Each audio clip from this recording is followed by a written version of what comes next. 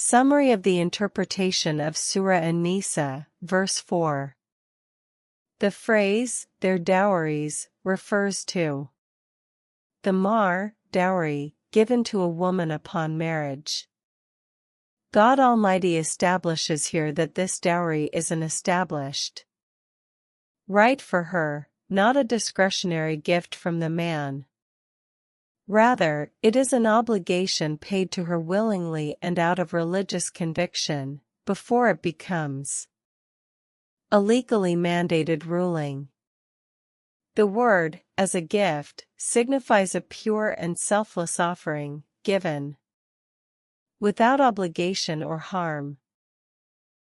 This indicates that giving the dowry should be an act of honoring the woman, not merely a financial obligation.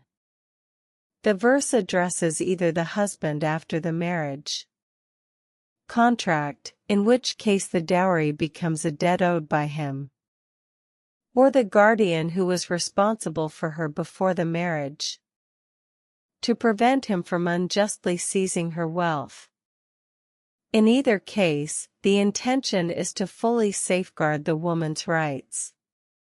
Then God opens the door to beautiful leniency and inner peace, saying, if they, of their own accord, give it to you, meaning, if the woman willingly relinquishes some of her dowry without pressure or embarrassment, then it is permissible for the husband to take it and enjoy it, because it is given willingly, not by force. He concludes the meaning by saying, with pleasure and contentment, meaning, take it with ease, contentment, and peace. The intention is not merely to take the money, but for it to be free from any sin, consequences, or inner turmoil. For money may be pleasant to take, but its outcome may not be blessed. Here, however, the condition of consent makes the taking of it good in this world and the hereafter. Summary of the interpretation of Surah An-Nisa, verse 5.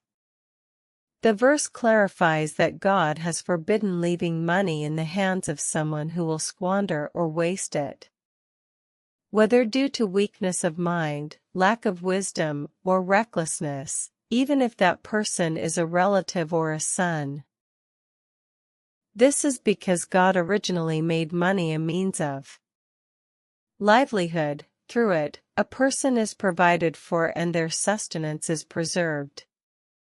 The verse does not mean denying a person who is not good at managing money their rightful share, but rather regulating this right.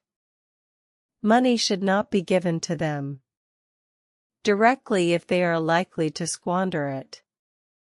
Instead, a trustworthy guardian should manage and protect their wealth, providing for their needs such as food and clothing without deprivation or negligence. They should be advised with kind words and not treated with insult or contempt. Their feelings should be respected, for no matter how weak a person may be, they still need human dignity. Therefore, the meaning is that Islam combines protecting wealth from loss with preserving human dignity from humiliation. There is neither excessive empowerment nor harsh treatment. Summary of the interpretation of Surah An-Nisa, verse 6. God Almighty establishes a precise method for protecting the wealth of orphans. It is not handed over to them directly until their ability to manage it is confirmed. Therefore, He commands that the orphan be tested, meaning he is gradually trained and tested in financial matters. When he reaches puberty and demonstrates maturity and sound management, his wealth is then handed over to him in full.